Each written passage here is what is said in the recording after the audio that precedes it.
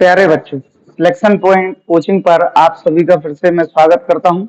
मैं पंकज श्रीवास्तव आपको एक नए टॉपिक के साथ आगे ले चलता हूं। नया टॉपिक, नया सब्जेक्ट क्या है? देखिए, आगामी परीक्षाओं के लिए हिंदी भी अपने लिए उतनी ही आवश्यक है जितने अन्य सब्जेक्ट हैं। तो मैं आज क्या करने वाला हूँ? मैं आज आपको हिंदी को बहुत सरल और सुगम बनाकर चैप्टर को पढ़ाने वाला हूँ। तो आप वीडियो लास्ट तक देखें। आप पाएंगे कि आपको हिंदी पढ़ने में बहुत ज्यादा मजा आया और बहुत ज्यादा आपको समझ में आई है। चलिए अपन हिंदी के बारे में बात कर लेते हैं। सबसे पहले अपन हिंदी के बारे में इंट्रोडक्शन जान लें, क्या है हिंदी। तो जैसे कि आपको मालूम होगा कि अपनी जो भारत की भाषा है वो संस्कृत है, परंतु उसका जो अपभ्रंश हुआ, धीरे धीरे जो टूटी है, उससे अपनी बनी है कौन सी लैंग्वेज? हिंदी। तो कहीं ना कहीं मैं कह सकता हूं कि हिंदी की जननी जो है ना वो संस्कृत है। आइए हिंदी में अपन एक मूल चैप्टर के बारे में बात करते हैं जिस पर हिंदी बेस्ड है। वो चैप्टर का नाम क्या है? वो चैप्टर का नाम हिंदी में वो चैप्टर का नाम है वर्णमाला। वर्णमाला को अच्छे से डिफाइन करें तो क्या है वर्णमाला? अगर मैं कहूं माला तो इसका अर्थ है समूह, और मैं कहूं वर्णमाला तो वर्ण का मतलब है आपका क्या? ध्वनि, ध्वनि, या फिर मैं कहूं वर्ण। तो वर्णमाला का अगर मैं आपको टोटल अर्थ बताऊं तो ऐसा समूह जो कि वर्णों से मिलकर बना हो वो कहलाती है वर्णमाला। तो वर्णों से मिलकर बना समूह वर्णमाला कहलाती है। तो वर्ण या ध्वनि क्या है? तो वर्ण या ध्वनि क्या है? तो मैं ये कहूंगा कि हिंदी में सबसे छोटी इकाई ही वर्ण या ध्वनि है। सबसे छोटी इकाई, सबसे छोटी इकाई है वर्ण या ध्वनि। जैसे मैं कहूं वर्ण और ध्वनि दोनों ही एक ही बात है। अगर मैं कहूं कि इससे ऊपर वाली इकाई, तो इससे ऊपर वाली इकाई होती है अक्षर। इससे ऊपर वाली इकाई, तो इससे ऊपर वाली इकाई होती है पद। पद को अपन बोलते हैं शब्द। इससे ऊपर वाली इकाई तो होती है पदबंध। और मैं कहूं इससे ऊपर वाली इकाई तो होता है उपवाक्य। और मैं कहूं इससे ऊपर वाली इकाई तो आप कहेंगे वाक्य। अर्थात मैं ये कह सकता हूं कि वर्णमाला की सबसे छोटी इकाई वर्ण या ध्वनि है, जबकि इसकी सबसे बड़ी इकाई जो है वो आपका वाक्य है। अब मुद्दा ये है कि बच्चा ये कहे कि वर्ण या ध्वनि जो है उस वो क्या है और शब्द क्या है, तो अक्षर क्या है। तो उनको देखो, जैसे मैं बोल रहा हूं वर्ण या ध्वनि और फिर इसकी अगली इकाई बोल रहा हूं अक्षर, तो क्या डिफरेंस है वर्ण या ध्वनि और अक्षर में? तो देखिए, अगर मैं आपको एक छोटे से उदाहरण के रूप में समझाऊं, तो मैंने अगर आपको लिख के दिया राम, तो मैं अगर आपसे पूछूं कि राम में अक्षरों की संख्या कितनी है, तो आप कहेंगे सर अक्षर दो हैं, एक रा और एक मा। पर मैं ये कहूं कि राम में वर्णों की संख्या कितनी है, वर्ण या ध्वनि कितनी है, तो आप क्या कहेंगे कि एक तो ही रा, ठीक है, और एक हुआ उसमें क्या? आ। एक हुआ मां और एक उसमें हुआ आ। तो कहने का मतलब क्या हुआ कि रा और फिर यहां पर आ, फिर इसका मां और पीछे आ।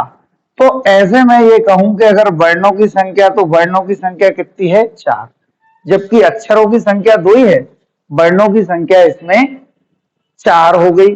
4 का मतलब क्या हुआ आप समझो। यहां पर जो वर्णमाला है आपकी, जो वर्णमाला है वो 2 कैटेगरी में डिवाइड की गई है। 2 कैटेगरी में कौन कौन सी? 2 कैटेगरी कौन कौन सी? 2 कैटेगरी में पहली कैटेगरी है आप लोगों की स्वर, स्वरों की, और दूसरी कैटेगरी है आप लोगों की व्यंजन। इस वीडियो में मैं टोटल ही बात स्वरों की करूंगा। कैसे? सबसे पहले तो अपन ये देख लें कि वर्णमाला में वर्णों की संख्या बनाई कितनी गई। तो वर्णमाला में जो कुल वर्ण हैं उनमें थोड़ी विविधता है। दो टाइप से अपन को याद करना रहेगा।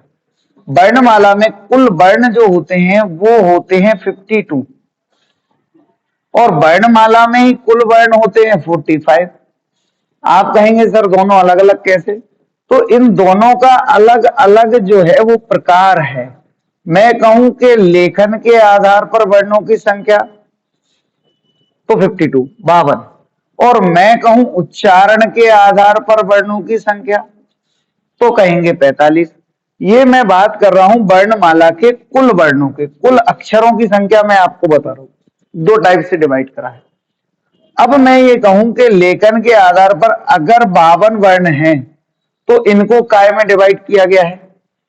कितने कितने कौन कौन से वर्ण हैं? तो यहां पर लेखन के आधार पर दो तरीके से डिवाइड किया है, स्वरों के रूप में और व्यंजनों के रूप में। अगर मैं कहूं कि 52 अगर टोटल वर्ण हैं तो उसमें स्वर कितने काउंट होते हैं? तो वहां पर आंसर आएगा कितना? 13 13 स्वर है। और टोटल व्यंजन कितने होते हैं? तो 39 39। अगर आप देखें तो 39 और 13 अगर अपन बोलेंगे तो टोटल लेखन के आधार पर वर्णों की संख्या 52 हो जाएगी। उसी प्रकार ये जो 13 जो स्वर लिए हैं ये भी काय के आधार पर 13 होते हैं, लेखन मतलब लिखने के आधार पर। और ये व्यंजन भी जो 39 लिए हैं ये भी काय के आधार पर होते हैं, लेखन के आधार पर। अब अगर मैं बात करूं 45 की, जो कि अपन ने लिख रखे हैं कि वर्णमाला में 45 भी वर्ण माने जाते हैं, किस दृष्टि से? उच्चारण। तो उनमें भी चूंकि वर्ण है तो दोनों से मिलकर बने होंगे, दोनों से मतलब स्वर भी होंगे इसमें और आपके व्यंजन भी होंगे। तो जब यहां पर स्वरों की संख्या 10 मानी जाती है और व्यंजनों की संख्या 35 होती है तो वहां पर टोटल वर्णमाला में वर्णों की संख्या 45 होती है। परंतु ये 45 लेखन के आधार पर नहीं है, ये 45 है उच्चारण के आधार पर।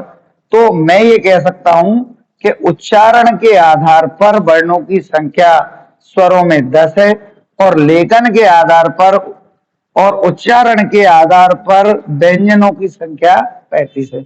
ऐसे टोटल 45 का आपको समझ में आ गया होगा और 52 का आपको समझ में आ गया होगा। अब मैं बात करता हूं आज के वीडियो में। आज के वीडियो में मैं टोटल ही बात करूंगा काय के बारे में, स्वरों के बारे में। अभी मैं व्यंजन के बारे में आपसे डिस्कस नहीं कर रहा हूं, केवल स्वरों के बारे में समझ लें। वर्णमाला के अंतर्गत छोटा आ, बड़ा आ, छोटी ई, बड़ी ई, छोटा ऊ, बड़ा ऊ और ऋषि। ए, ऐ, ओ, औ, अम, आह। यहां पर ये टोटल जो लाइनें दो हैं ये टोटल ही काय को व्यक्त करती हैं, स्वरों को। यहां पर कितने स्वर हो गए? तो 1 2 3 4 5 6 7 8 9 10 11 12 13। तो यहां मैंने जो लिखा है कि लेखन के आधार पर लिखने में स्वरों की संख्या 13 है, तो ये वो 13 है। अब अपन बात करते हैं इन स्वरों के बारे में। इन स्वरों में ही मूल स्वर होते हैं। कौन से स्वर होते हैं? मूल स्वर। तो मूल स्वर कौन से? ये टोटल स्वर हैं। मूल स्वर जो होते हैं ना वो मूल स्वरों की संख्या होती है 4। ये क्वेश्चन पूछा गया है कि मूल स्वरों की संख्या कितनी है? तो मूल स्वरों की संख्या है 4। सर कौन कौन से? तो वो है छोटा आ, कौमा, छोटी ई, कौमा, छोटा ऊ, कौमा, ऋषि। ये मूल स्वर है। सर इनको मूल स्वर क्यों कहा गया? इस वजह से कहा गया कि आपको जैसे परिभाषा के रूप में याद हो तो प्रत्येक व्यंजन वर्ण बिना स्वर की सहायता से नहीं बोल सकता, और वो कोई भी व्यंजन वर्ण हो वो मुख्य रूप से जो आ आपका स्वर होता है उसके माध्यम से ही बोला जाता है। आप बोल के देखें, जैसे अगर आप का बोलेंगे का, तो आपको ऑटोमेटिक उच्चारण का के बाद आ का अनुभव होगा। देखिए आप का। तो व्यंजन वर्ण बिना स्वर की सहायता से नहीं बोलते। तो मूल स्वरों की संख्या की अगर बात करूं तो ये है। दूसरी बात, ये जो मूल स्वर हैं इनकी सहायता से ही अन्य स्वरों का निर्माण होता है। जैसे मैं कहूं बड़ा आ, तो बड़ा आ का निर्माण कैसे होगा? जब अपन बोलेंगे छोटा आ प्लस छोटा, तब आपका निर्माण होगा काय का? बड़ा आ का। तो मैं कहूं कि बड़ा आ को बनाने का काम किसने करा है? तो छोटा आ ने। इसका मतलब ये हुआ कि ये मूल है और ये उससे निर्मित हुआ है। आप मेरी बात समझे? तो मूल स्वर क्यों बोले गए? क्योंकि इन स्वरों की सहायता से ही दूसरे स्वरों का निर्माण होता है। ये मूल स्वर हुए। तो अभी ज्यादा बात नहीं करके, मूल स्वरों की संख्या कितनी है? 4। कौन कौन से हैं? छोटा आ, छोटी ई, छोटा ऊ और ऋषि। आगे आते हैं। यहां पर अब मैं बात करूं कि यहां पर अम और आहा क्या है। अम और आहा क्या है? तो अम और आहा जो है वो अयोग्य वाहक है। अयोग्य वाहक। अब आप कहेंगे सर अयोग्य वाहक क्यों? तो देखिए, जैसे मैं कहूं कि जो स्वरों की कैटेगरी में नहीं आएगा या जो किसी चीज के लिए फिट नहीं बैठेगा, उसको अयोग्य बोला जाएगा। इसका सीधा अर्थ ये हुआ कि ये जो स्वर हैं इनमें फिट ना बैठने का काम करते हैं कौन? अम और आहा।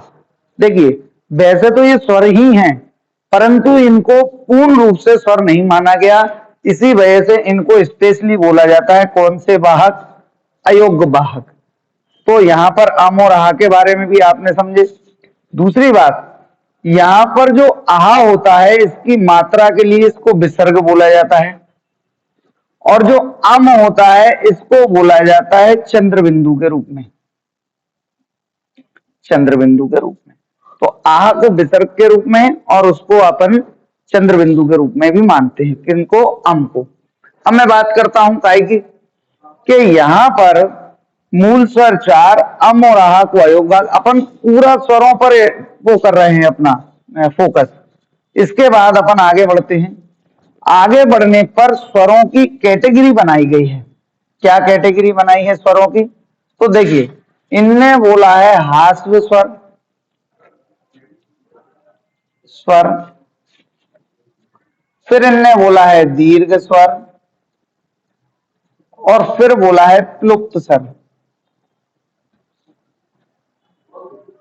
तो क्या होते हैं हास्व स्वर, क्या होते हैं दीर्घ स्वर और क्या होते हैं प्लुप्त स्वर? तो देखिए, हास्व स्वर क्या होंगे?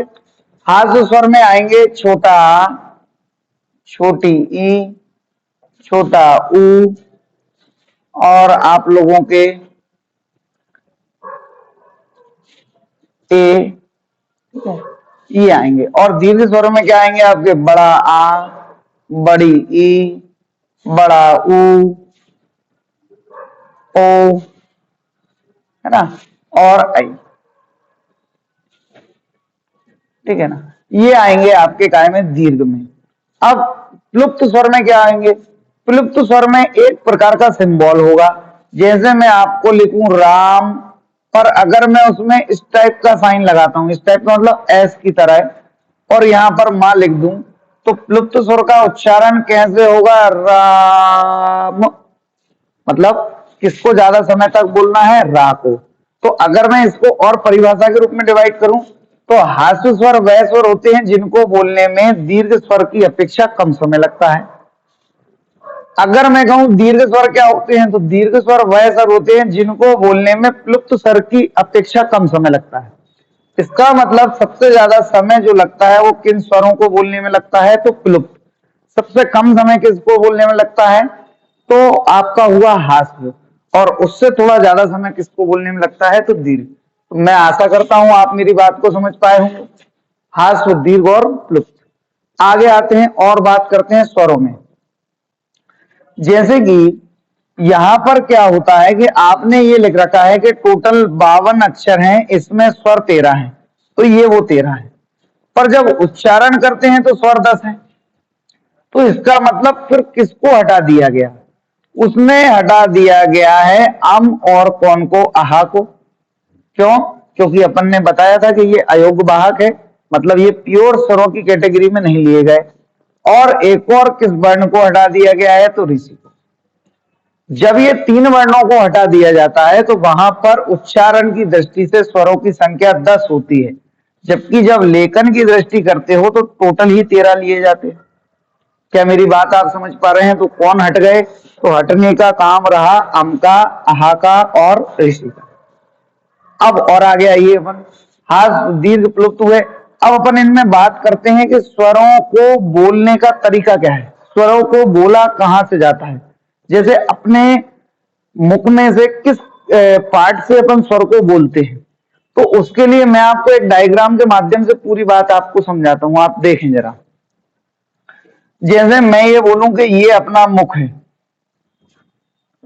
ये अपना मुख है, तो इस मुख में आपको जो मैं बताऊंगा उस क्रिया में ही आपको इसके पार्ट को याद रखना है। जैसे सबसे पहले आपको याद रखना है कंठ। मतलब मैं ये बोलूं कि अपने मुख की शुरुआत कहां से है, तो आपको बोलना है कि सर कंठ से है। दूसरे नंबर पे आपको आना है तालु। तालु जिसको तालब्य बोलेंगे, तालब्य भी बोल सकते हैं, तालु भी। तो आपके शुरुआत कहां से करोगे? सबसे पहला पार्ट है कंठ, दूसरा पार्ट है आपका तालु। ये याद रखने वाली चीज है, क्योंकि मैं पूरी वर्णमाला कहां से बोली जाती है इस डायग्राम के माध्यम से बता दूंगा आपको। तीसरा जो पार्ट होता है वो होता है मूर्धा। मूर्धा, तीसरा पार्ट मूर्धा, मतलब स्टार्ट कंठ से, सेकंड पार्ट तालु और थर्ड पार्ट मूर्धा। फोर्थ जो पार्ट होता है वो होता है आपका दंत। दंत का मतलब है दांत, ये याद रखना है आपको क्रम। फोर्थ पार्ट दंत। फिफ्थ जो पार्ट होता है वो होता है ओष्ठ। ओष्ठ, ओष्ठ का मतलब हुआ होंठ, ओष्ठ, ये फिफ्थ पार्ट है। ये ऐसे ही क्रम आपको याद रखना है बच्चे। और इसके बाद जो लास्ट पॉइंट होता है वो होती है यहां पर नासिका।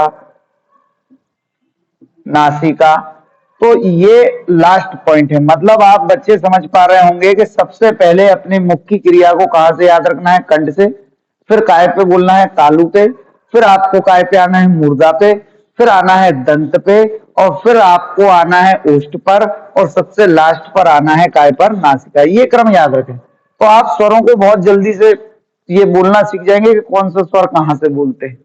और इसी चित्र में अपन फिर व्यंजनों की प्रक्रिया जमा लेंगे। तो सबसे पहले देखो, मैं ये बोलूं कि कंठ से कौन सा स्वर बोला जाता है, तो आप देखो, क्या मैंने कंठ को अपने पार्ट का सबसे पहला हिस्सा माना है? तो आप ये बताओ, जब अपन वर्णमाला को लिखेंगे तो सबसे पहला वर्ण कौन से होंगे? तो आप ये कहेंगे सर सबसे पहले वर्ण तो छोटा और बड़ा है, और सबसे पहला पार्ट भी कंठ है, तो जो सबसे पहला पार्ट है उसमें सबसे पहले वर्णों का यूज करना है। तो मैं बोल सकता हूं कि कंठ से कौन कौन से बोले जाएंगे? तो छोटा आ और बड़ा। बिल्कुल सिंपल है। फर्स्ट में फर्स्ट, फर्स्ट वाले में फर्स्ट, और एक याद रखें आहा, ये याद रखना है। मतलब आप समझ पाए कि कंठ से बोलने वाले कौन कौन से स्वर वर्ण होंगे? छोटा आ होगा, बड़ा आ होगा, और एक लास्ट में आहा होगा। तो ये बहुत आसान है, क्योंकि फर्स्ट कंठ है, फर्स्ट लाइन के फर्स्ट लेटरों को उसमें रख दे। दूसरे नंबर पे अपन ने डायग्राम में बनाया है तालु। तो अब आप क्रम से चलें। क्या आपने छोटा बड़ा को फर्स्ट पार्ट कंठ में दे दिए? तो तालु सेकंड पार्ट है, तो कौन सेकंड पार्ट में आएंगे? जो क्रम से चलना है, कहने का मतलब है छोटी ई और बड़ी। बिल्कुल सिंपल, क्रिया याद होना चाहिए डायग्राम की, कंठ तालु। तो आप बताओ, क्या मैं लेटर को क्रम से जमा रहा हूं? छोटी ई और बड़ी ई सदैव काय से बोला करेगी? तालु से, तालब्य से। इसके बाद आगे आइए, मैं बात करता हूं छोटा ऊ और बड़ा ऊ की। काय की बात करता हूं? छोटा ऊ और बड़ा ऊ की। कैसे याद रखोगे? अगर आप छोटा ऊ की बनावट देखें तो इस प्रकार से है, और बड़ा ऊ की बनावट भी यही है। और अगर इस बनावट में के अकॉर्डिंग मैं इसमें सिलेक्ट करूं कि ऐसी बनावट किससे बनेगी, तो कंठ में तो बनती नहीं है ऐसी, तालु के ता में भी ऐसा नहीं बनता। आप देखो, क्या ओष्ठ लिखने में ऐसा बनता है? क्या बनता है सर? इसका मतलब ये हुआ कि ओष्ठ से बोले जाएंगे छोटा ऊ कौमा बड़ा ऊ। बहुत सिंपल बात आपको समझ में आ रही है। कंठ, तालव्य, मूर्धा, दंत, ओष्ठ और फिर आपका नासिका, नासिका। तो अपन स्टार्ट कर रहे थे कंठ से, छोटा बड़ा आहा, तालु में आए छोटी बड़ी। अब ऊ की किससे आप कॉपी कर सकते हो, तो ओष्ठ से। तो ये हो गया छोटा ऊ और बड़ा ऊ। अब बचे ऋषि आपके। तो याद रखें जो ऋषि हैं वो ऋषि बोले जाते हैं मूर्धा से। अब बच्चा कहेगा मैं कैसे याद कर लूं, तो ऐसे याद करें कि जो ऋषि होंगे या महर्षि होंगे या महामुनि होंगे वो कम बोलेंगे, मतलब अपने मुंह को ज्यादा परेशान नहीं करेंगे, ज्यादा उससे बोलने का प्रयास नहीं करेंगे। इस वजह से आपको ये एक दिमाग में डाल लेना है कि ऋषि जो होंगे वो मौन रहते हैं, कम बोलते हैं। इस वजह से वो मूर्धा में अपन उसको मौन बोलने में रखेंगे। याद करने का फॉर्मूला है। आगे आता हूं। अब आ गए नेक्स्ट लाइन में। क्या फर्स्ट लाइन के आपको सारे समझ में आए? कहा से कंठ फर्स्ट है तो छोटा बड़ा और आहा, सेकंड नंबर तालु है तो छोटी बड़ी, ऊ और बड़ा ऊ चूंकि ओष्ठ से मिलते जुलते हैं तो इसमें रहेंगे ओष्ठ में, और ऋषि जो है वो मौन रहेंगे तो मूर्धा में रहेंगे। अब आते हैं ए, आई, ओ और औ के बारे में चर्चा करते हैं। ए और आई के बारे में बात करें तो सेकंड लाइन जहां स्वरों की स्टार्ट होती है वहां पर ये दो पार्ट से मिलकर बोले जाते हैं। दो पार्ट से कहां से? आप तो अपने डायग्राम में याद रखो, शुरुआत कंठ है, दूसरा तालु है। अगर मैं सेकंड लाइन में ये बोल रहा हूं कि ये दो पार्ट से मिलकर बोलेंगे तो वो दो पार्ट यही होंगे, पहले दूसरे। इसका मतलब मैं ये कहूं कि कंठ प्लस तालु से कौन बोला जाएगा, तो आपको सेकंड लाइन के लेटर होंगे ए और आई। सिंपल है, कंठ से स्टार्ट होना है, तालु तक पहुंचना है, तो ये दोनों ही आ जाएंगे सेकंड लाइन के। अब कोई कहे कि और औ कैसे बोलना है? याद रखें कंठ को तो साथ में लेके ही चलना है, फर्स्ट पार्ट को। चाहे मिक्स अगर आपको बनाना है तो पहला बनेगा कंठ तालु से और दूसरा बनेगा कंठ प्लस ओष्ठ से। कंठ प्लस ओष्ठ से, तो कंठ प्लस ओष्ठ से कौन बोलेंगे आपके? ओ और औ। क्या बच्चे मेरी बात समझ पाए? पहली लाइन का कोई भी वर्ण मिक्स होके नहीं बोलता, कोई भी एक्स्ट्रा चीज की उसमें आवश्यकता नहीं है। पर सेकंड लाइन के जो वर्ण बनते हैं वो हमेशा कंठ के साथ मिक्स होके बोले जाते हैं। तो पहले ए और आई काय के साथ मिक्स होके बोलेंगे, तो कंठ के साथ तालव्य। और फिर मैं बोलूं कि ओ और औ किसके साथ बोलेंगे, तो कंठ के साथ ओष्ठ। क्या मेरी बात समझ पाए? अब बचा इनमें अम। तो अम के लिए आप ध्यान रखें, अम बोला जाता है हमेशा नासिका से। अम कहां से बोला जाता है? नासिका से। मैं उम्मीद कर रहा हूं कि बच्चे मेरी बात को समझ रहे हैं। यहां पर मैंने पूरे स्वरों को डायग्राम के माध्यम से कहां से कौन सा स्वर बोला जाता है बताने का प्रयास किया है।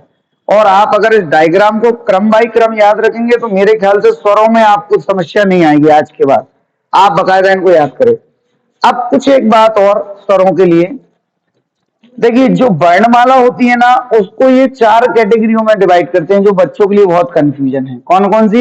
एक है सघोष, एक है अघोष, एक है अल्पप्राण और एक है महाप्राण। इसमें बच्चा कंफ्यूज है तो इसको आप बहुत अच्छे से क्लियर करें। देखो मैं आपको क्लियर कराता हूं। सबसे पहले मैं आपको सघोष के बारे में और अघोष के बारे में बताता हूं। अगर कोई मुझसे पूछे कि घोष क्या है, घोष का अर्थ क्या है, तो मैं बच्चे को बोलूंगा कि घोष का अर्थ है कंपन होना। ये व्यक्तिगत इसका अर्थ है। तो कहने का अर्थ ये हुआ कि हिंदी वर्णमाला में जिन वर्णों को बोलने पर अपने मुंह में कंपन उत्पन्न होता है, कंपन उत्पन्न होता है, उनको बोलते हैं घोष, सघोष या घोष। और जिन वर्णों को बोलने पर अपने मुंह में कंपन उत्पन्न नहीं होता, स्वाभाविक बात है वो अघोष कहलाएंगे। तो कौन कौन से वर्ण हैं स्वरों में जो कि घोष है या सघोष है? तो मैं आपको ये बात बता दूं, बिल्कुल आप इसको नोट डाउन कर लें कि सभी जो स्वर होते हैं वो सभी स्वर जो होते हैं वो सघोष होते हैं। कोई भी स्वर अपने आप में अघोष नहीं होता। और जो सघोष अघोष का मैटर चलेगा वो व्यंजनों में आगे चलेगा। इसका मतलब ये हुआ कि प्रत्येक स्वर जो है वो सघोष है, कोई भी स्वर अघोष नहीं है, और अगर प्रत्येक स्वर सघोष है तो इसका मतलब ये हुआ कि प्रत्येक स्वर को बोलने में कंपन उत्पन्न होगा ही होगा। आप बोल के देखें। तो ये बात हुई आपकी, काय की बात करी मैंने स्वरों की। अभी मैं इस वीडियो को 2 पार्ट में बनाऊंगा। मैं नहीं चाहता कि स्वर और व्यंजनों के वाली बात में कहीं भी अपने माइंड में मिक्सअप हो जाए। आप इसको समझें, स्वर वाली सारी चीजें आपके सामने क्लियर है। इस डायग्राम को ध्यान रखें। मैं नेक्स्ट वीडियो आपको अभी बना के दूंगा, उसको सेकंड पार्ट में इसी डायग्राम में मैं आपको टोटल व्यंजनों को भी इसी में सेट करा दूंगा। तो ऐसा नहीं है कि जैसे अपन को याद करना होती है कि ये कहां पे होगा, ये कहां पे होगा, नहीं। अपन इस डायग्राम के माध्यम से पूरे ही वर्णों को बहुत अच्छी तरीके से याद कर लेंगे। अगर मेरा ये हिंदी का वीडियो स्वरों को लेके अगर आपको अच्छा लगा है तो मैं सभी बच्चों से कहूंगा कि आप इसको अधिक से अधिक शेयर करें, लाइक करें, सब्सक्राइब करें, और इस वीडियो को ज्यादा से ज्यादा देखें, जिससे आपका नॉलेज, अनुभव और आपकी पढ़ाई अच्छे से चल सके। धन्यवाद।